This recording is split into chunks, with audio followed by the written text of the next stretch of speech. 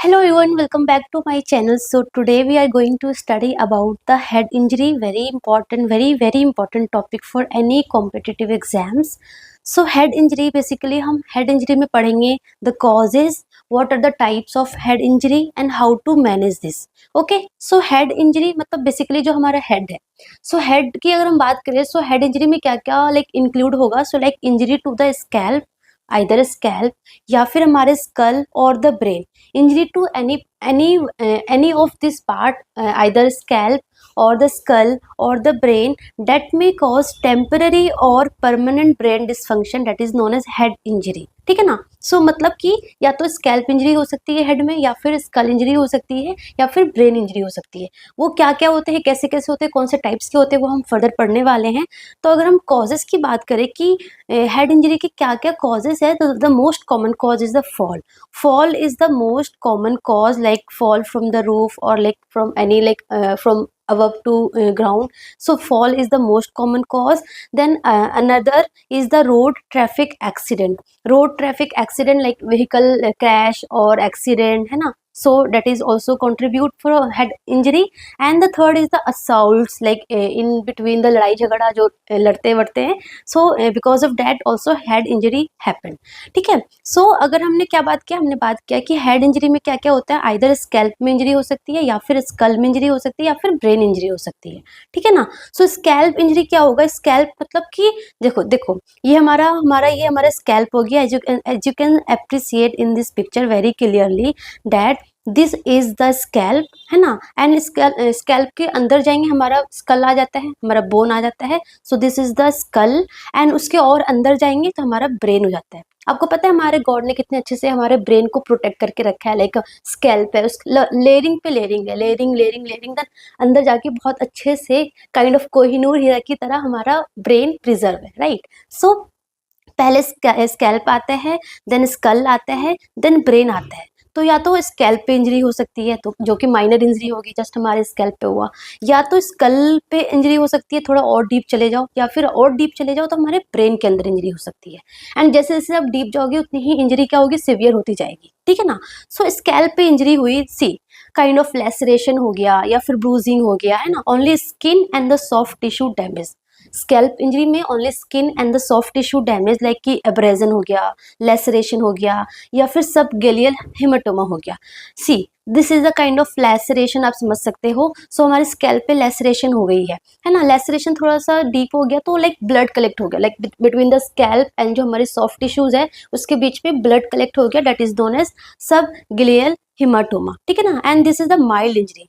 Scalp injury कैसी होती है, माइल्ड इंजरी होती है जो कि ठीक हो जाती है. या तो थोड़ी सी मेडिकल ट्रीटमेंट की नीड होती है, या फिर विदाउट मेडिकल ट्रीटमेंट भी वो ठीक हो जाती है. ठीक है. Coming to the skull injury.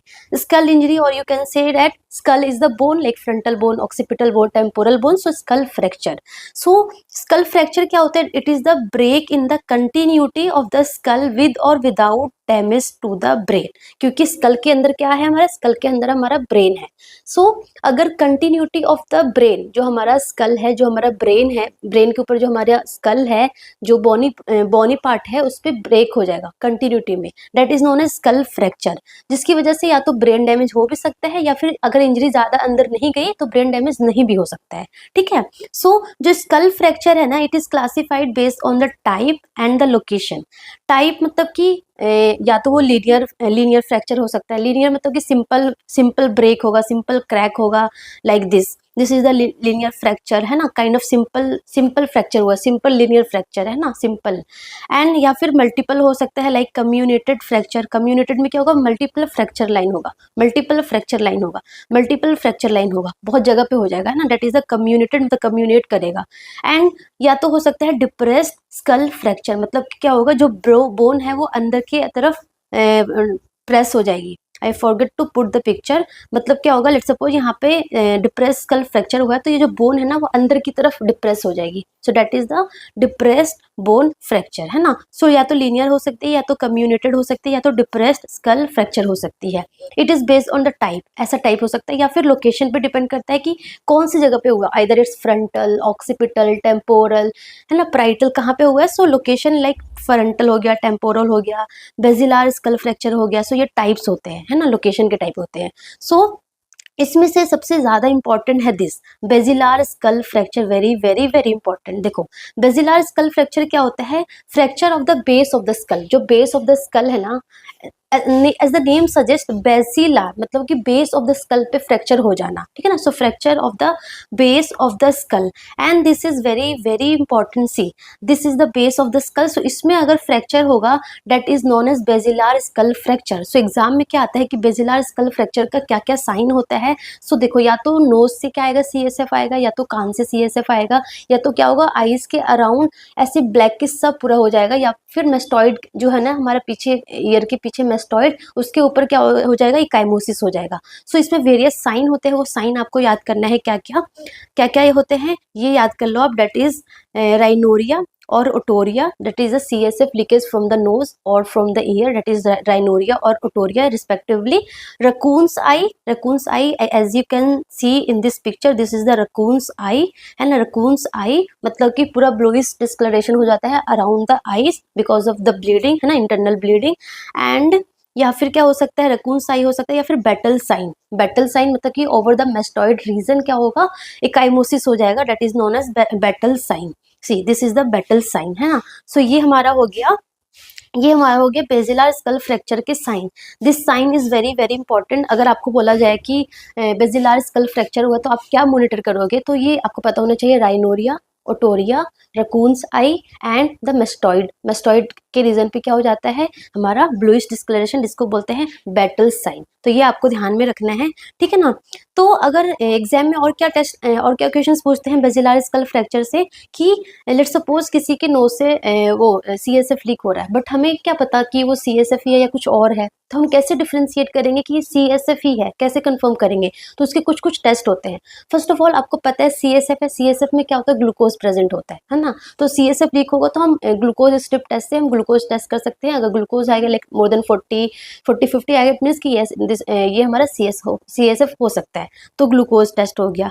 या तो सेकंड टेस्ट है हमारा halo ring sign. Halo ring sign में क्या है, जो CSF लीक हुआ ना, उसको हम व्हाइट गॉज पे या पेपर पे हम लेंगे, ठीक है ना। सो वो क्या करेगा, ये ना ऐसे रिंग फॉर्म करेगा, येलो कलर का ऐसे रिंग फॉर्म करेगा, है ना। Form a yellow colour ring, मतलब बीच में ब्लड हो जाएगा and surrounded by yellow colour ring form हो जाएगा। It means this is also the CSF। ये भी इंडिकेट करता है कि ये CSF है। तो हेलो रिंग साइन हो गया, ग्लूकोज टेस्ट हो गया, एंड थर्ड होता है हमारा बीटा 2 ट्रांसफेरिन टेस्ट। मतलब कि ये दोनों उतना एक्यूरेट नहीं है, बट हमें एकदम एक्यूरेट देखना है कि ये पक्का CSF ही है, तो हम क्या करेंगे, हम बीटा 2 ट्रांसफेरिन टेस्ट करेंगे। जो CSF लीक हुआ है उसको हम टेस्ट के लिए भेजेंगे, एंड उसमें हम बीटा 2 ट्रांसफेरिन चेक करेंगे। अगर बीटा 2 ट्रांसफेरिन होगा, इट मीन्स कि पक्का पक्का क्या है, CSF ही है, ठीक है ना। सो ये हमारे 3 टेस्ट हो गया to check the CSF। And basilar skull fracture के ये साइन आपको याद करने हैं, ठीक है ना। सो अभी तक हमने क्या पढ़ा, हमने पढ़ लिया स्कैल्प इंजरी, पढ़ लिया, हमने पढ़ लिया skull injury. Skull depend on type, अलग अलग टाइप होते हैं, लाइक लीनियर हो गया, कम्युनेटेड हो गया, डिप्रेस्ड हो गया। Depend on location like frontal, temporal और basilar skull fracture. Basilar skull fracture again मतलब बेस ऑफ द स्कल में फ्रैक्चर होगा, जिसकी वजह से रकून साइन, हमारा बैटल साइन, हमारा ओटोरिया, राइनोरिया, ये साइन देखने को मिलेंगे, ठीक है। सो इतना आपको समझ में आ गया। देन हम आगे बढ़ते हैं, that is the types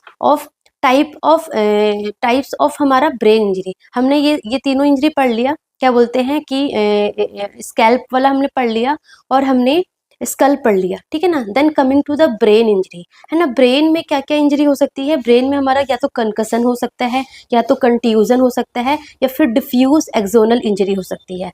concussion में क्या होता है ना, कंकशन में क्या होता है कि जैसे यहाँ पे क्या हुआ, एकदम से हिट किया, जैसे लेट सपोज हम कुछ खेल रहे थे, सडन कोई फुटबॉल आके हम पे हिट किया, सडन हिट किया, तो जो स्कल के अंदर जो हमारा ब्रेन था थोड़ा उसमें लाइक वो मूव करेगा, जिसकी वजह से क्या होगा, थोड़ी देर के लिए सडन लॉस ऑफ कॉन्शियसनेस होगा, विदाउट लाइक हमारा जो ब्रेन है वो डैमेज नहीं होगा, परमानेंट ब्रेन डैमेज नहीं होगा, है ना। So like for some time के लिए क्या होगा, लॉस ऑफ कॉन्शियसनेस होगा फॉर फ्यू टाइम्स के लिए, like from like second to hours, ये मिनट बोल सकते हो आप। तो जैसे कि कभी कभी क्या होता है, हमारा एकदम से सर कहीं से हिट करता है तो हम एकदम डिजी फील करते हैं, फिर हम थोड़े सही हो जाते हैं ना.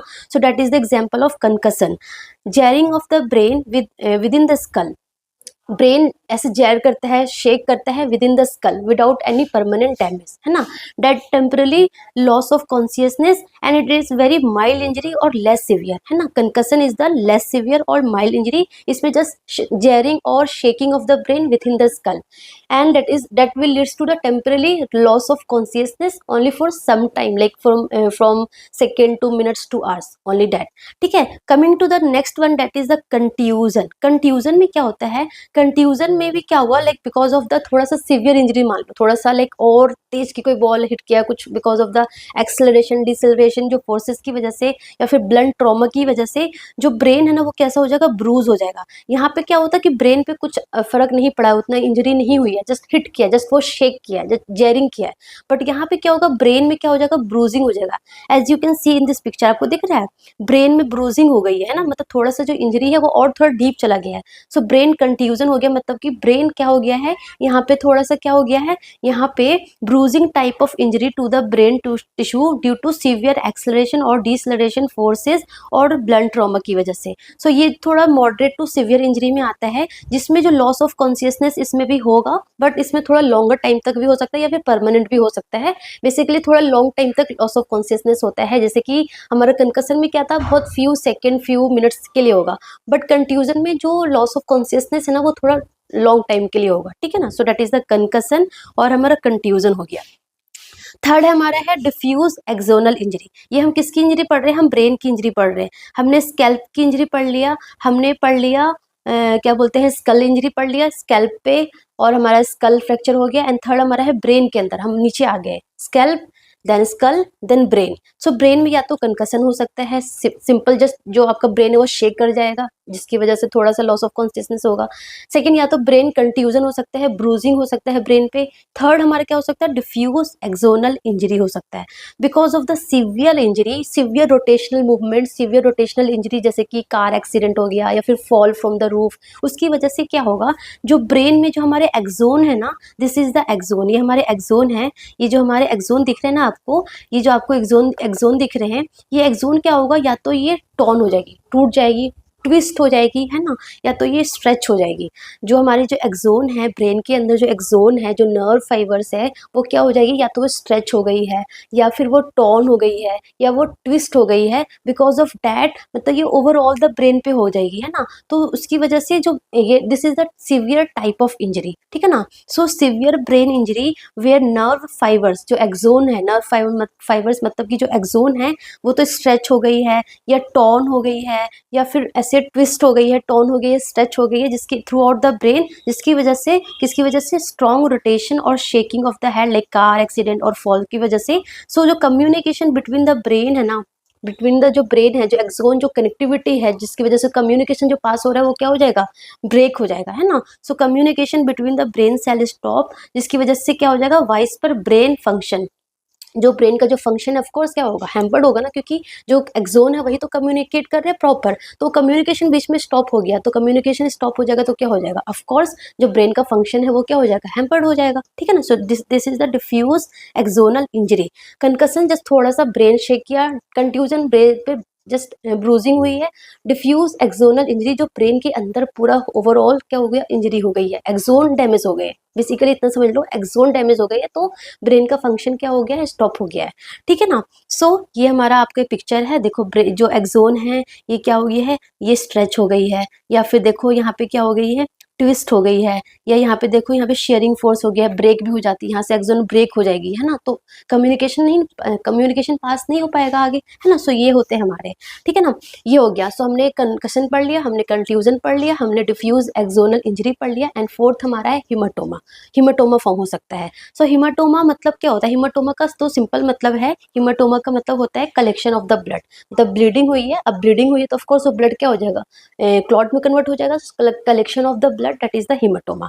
सो जो हेमाटोमा है ना, या तो वो एपिड्यूरल हेमाटोमा हो सकता है, सबड्यूरल हेमाटोमा हो सकता है, सब अरकनॉइड हेमाटोमा हो सकता है, इंट्रासेरिब्रल, इंट्रावेंट्रिकुलर हो सकता है, डिपेंड ऑन द साइड कि कौन से साइड पे ब्लीड होके वहाँ पे ब्लड का थक्का जम गया है ना। सो जहाँ पे जमा है वही वाला हेमाटोमा हो जाएगा। सो एपिड्यूरल हेमाटोमा का मतलब क्या होता है, सी ये हमारा स्कल है, this is the skull and this is the epidura. देखो हमारा 3 लेयर होते हैं हमारे ब्रेन में, dura mater, arachnoid and pia matter.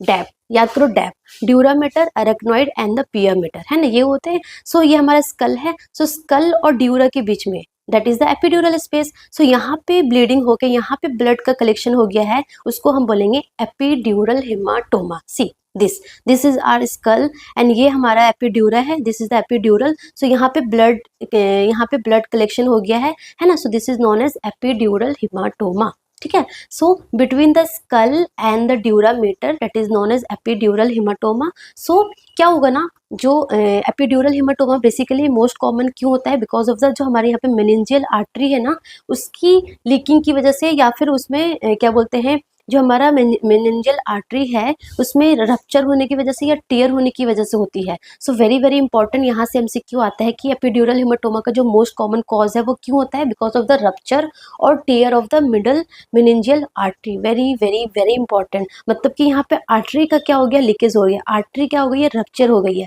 तो सोचो आर्टरी रप्चर होगी तो ब्लड कितना ज़्यादा कलेक्ट नहीं होगा, ब्लड आता जाएगा एंड वो पूरा हेमाटोमा में बनता जाएगा। So this is very severe, मतलब कि बहुत डेंजरस काइंड ऑफ कंडीशन है, इमरजेंसी काइंड ऑफ कंडीशन है, मतलब सर्जिकल इमरजेंसी है ये, बहुत है ना, बहुत खतरनाक है ये epidural haematoma.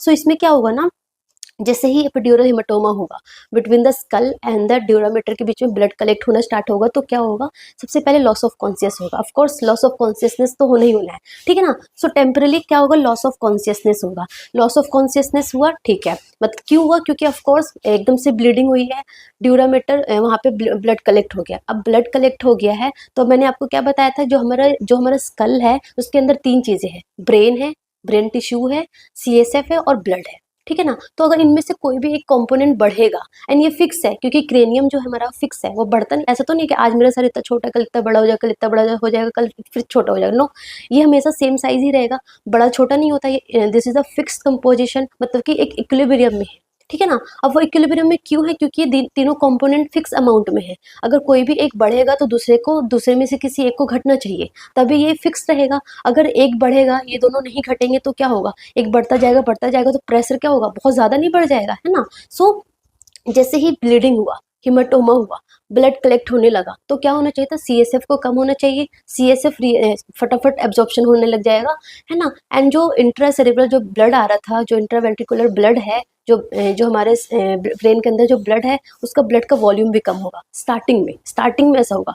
Temporary loss of consciousness होगा, देन ल्यूसिड इंटरवल होगा। वेरी वेरी इंपॉर्टेंट, ये एग्जाम में पूछते हैं कि ल्यूसिड इंटरवल कहाँ पे होता है, एपिड्यूरल हेमाटोमा में होता है, सबड्यूरल हेमाटोमा में होता है, किस में होता है, तो एपिड्यूरल हेमाटोमा में ल्यूसिड इंटरवल देखने को मिलता है। मतलब क्या होता है, मतलब ये होता है कि जैसे ही एपिड्यूरल हेमाटोमा होगा, टेम्पररी लॉस ऑफ कॉन्शियसनेस होगा, थोड़े टाइम के लिए जो कॉन्शियसनेस है वो लॉस हो जाएगा।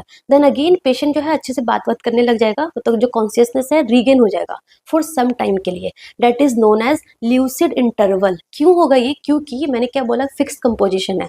बट जैसे ही हेमाटोमा बढ़ने लगा तो क्या होगा, CSF फटाफट एब्जॉर्ब होने लग जाएगा, CSF एब्जॉर्ब होने लग जाएगा, एंड जो हमारे ब्लड के अंदर जो ब्रेन के अंदर जो ब्लड है वो भी कम हो जाएगा, उसका वॉल्यूम कम हो जाएगा। तो ऑफकोर्स जो 2 कंपोनेंट कम हो गए तो एक कंपोनेंट को जगह देने लगे, बट ये बहुत देर तक मेंटेन करते नहीं रहेगा, बहुत लॉन्ग टाइम तक CSF एब्जॉर्ब नहीं होता रहेगा, है ना। सो जब ये लाइक CSF एब्जॉर्ब होना स्टॉप हो जाएगा तो CSF ही बढ़ने लग जाएगा, तो सब कुछ बढ़ने लग जाएगा, तो फिर से क्या होगा, प्रेशर बढ़ गया, तो जिसकी वजह से क्या हो जाएगा, फिर से जो पेशेंट है वो डिटेरियोरेट होने लग जाएगा, जो उसका कॉन्शियसनेस है फिर से वो क्या होने लग जाएगा, लॉस होने लग जाएगा। सो डेट इज नॉन एज, फिर क्या हो जाएगा, कोमा में भी जा सकता है पेशेंट। तो एपिड्यूरल हेमाटोमा में बहुत क्लासिक साइन है कि पहले टेम्पररी लॉस ऑफ कॉन्शियसनेस होगा, देन ल्यूसिड इंटरवल आएगा, मतलब कि पेशेंट फिर से कॉन्शियसनेस है वो रीगेन कर लेगा, देन डिटेरियोरेट होने लग जाएंगे, देन कोमा में भी जा सकता है अगर आप टाइमली मैनेज नहीं करोगे तो।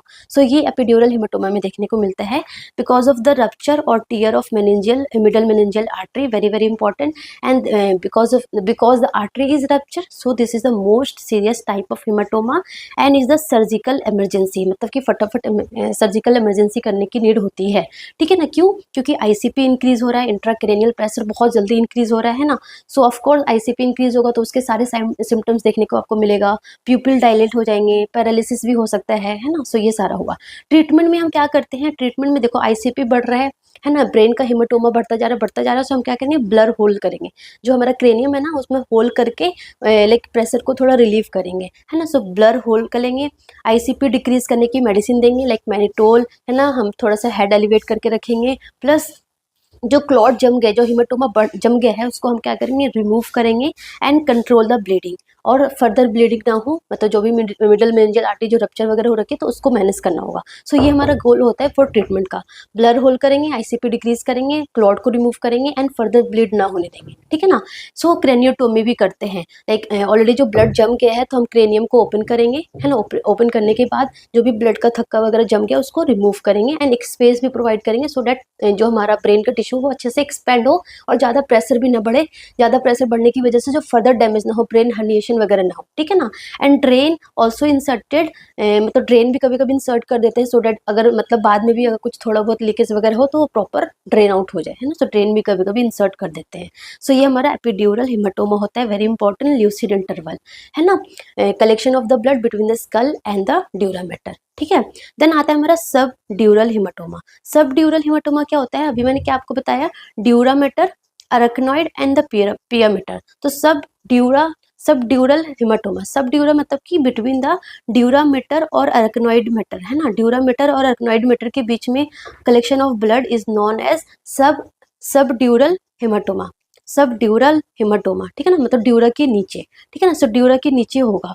सो इसमें क्या होगा, सब ड्यूरल में बेसिकली जो हमारा ड्यूरल स्पेस है ना वहाँ पे बहुत सारे वेन्स होती हैं, वेन्स की ब्रीजिंग होती है ना, सो डेट सारा वहाँ पे जितने भी वेस्ट वाला ब्लड है वहाँ पे कलेक्ट हो जाए। सो जो सब ड्यूरल हिमाटोमा बेसिकली क्यों होता है, due to rupture of bridging vein, जो वेन ये वीनस ब्लड की वजह से हो रहा है।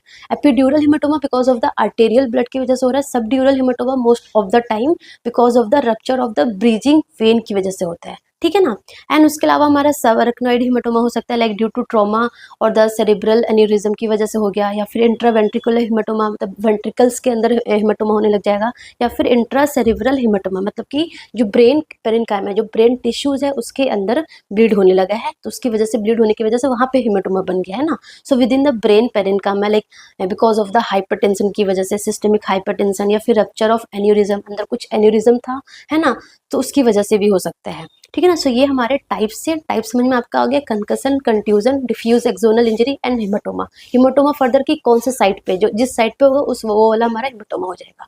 ठीक है ना, then coming to the management part कि हम मैनेज कैसे करते हैं।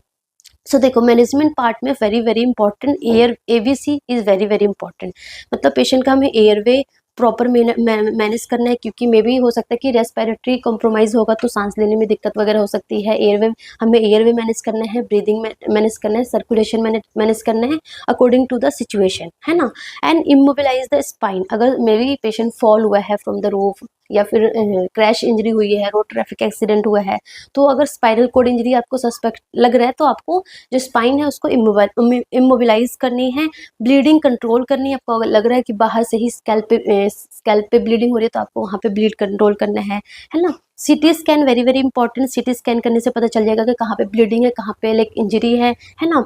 हमें आईसीपी कंट्रोल करना है, वेरी इंपॉर्टेंट, आईसीपी कंट्रोल करना है, एलिवेशन ऑफ बेड को एलिवेशन करना है 30 डिग्री तक, है ना। मैनिटोल, है ना, जो मेडिकल मैनेजमेंट होता है मैनिटोल दे सकते हो आप, है ना। सो ये हमारा आईसीपी मैनेज करना होगा आपको। ठीक है, उसके अलावा प्रिवेंट सीजर भी आ सकता है पेशेंट को, तो सीजर मैनेज करना है लाइक बाय मेडिसिन के थ्रू, है ना, एंटी सीजर मेडिकेशन देना है। प्रॉपर हमें जीसीएस मॉनिटरिंग करते रहना है कि पेशेंट और ज़्यादा डिटेरियोरेट ना हो, है ना। सो हमें एवरी 15 मिनट पे हमें जीसीएस ग्लासको कोमा स्केल मॉनिटर करते रहना है। ठीक है ना, सो ये हमारा होता है हेड इंजरी में हमारा मैनेजमेंट का क्राइटेरिया। ठीक है, सो बेसिकली आपको ये टाइप्स पता होने चाहिए, ल्यूसिड इंटरवल हो गया, बेसिलर स्कल फ्रैक्चर, ये कुछ पॉइंट जो है बहुत इंपॉर्टेंट है। ठीक है, so that's all about today, thank you so much, all the